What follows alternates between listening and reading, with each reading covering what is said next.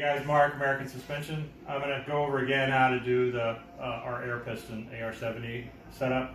This is a 49 millimeter fork. I've taken the top cap off. It's under load, so you have to, put force down until it pops.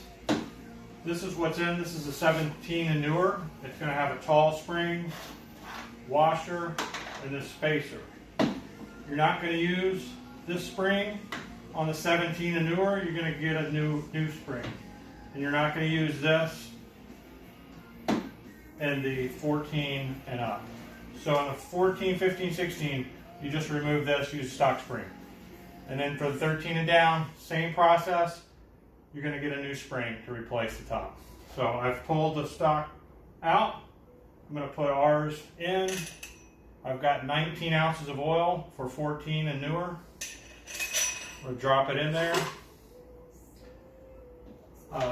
I put the washer in there also. Drop it on top. And then you take your piston. I've used some, it's called Super Lube. It's got a synthetic marine grease. I've coated the outside perimeter really good. And then you're going to insert it with the big threaded hole facing out toward you. You kind of want to just ease it in there, kind of move it back and forth so it doesn't catch. Kind of press it, just take your time.